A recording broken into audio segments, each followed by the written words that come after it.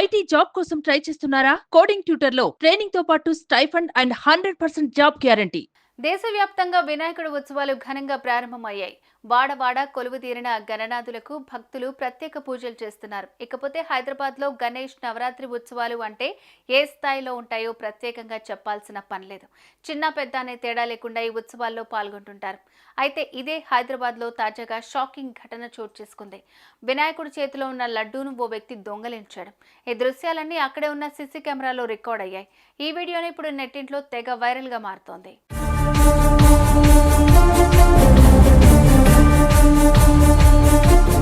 ఇక పూర్తి వివరాల్లోకి వెళ్తే బాచుపల్లి పరిధిలో ఉన్న ప్రగతి నగర్ కాలనీలో ఉన్న ఓ అపార్ట్మెంట్లో అందరూ కలిసి శనివారం వినాయకుడిని ఏర్పాటు చేశారు. భక్తి శ్రద్ధలతో ఆ లంబోదరుడికి పూజలు చేశారు. ఇక రాత్రి 11 దాటిన తర్వాత ఎవరింట్లోకి వాళ్ళు వెళ్ళిపోయారు. ఇదే మంచి సమయం అని భావించిన ఓ వ్యక్తి ఆ వినాయకుడి చేతిలో ఉన్న లడ్డూను దొంగలించాలని ముందే ప్లాన్ గీసుకున్నట్లుగా తెలుస్తోంది.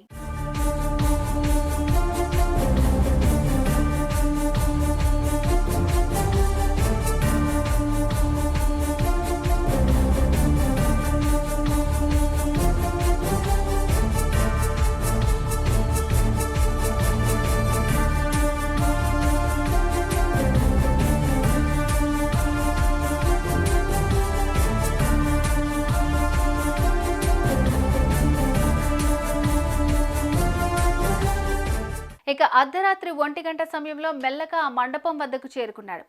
ఇటు అటు చూశాడు. ఎవరూ కనిపించకపోవడంతో లోపలికి వెళ్ళిపోయాడు. ఆ తర్వాత ఆ గణపతి చేతిలో ఉన్న భారీ లడ్డును చోరీ చేసి అక్కడి నుంచి పరారయ్యాడు. ఈ దృశ్యాలన్నీ అందులో ఉన్న సీసీ కెమెరాలో రికార్డ్ అయ్యాయి.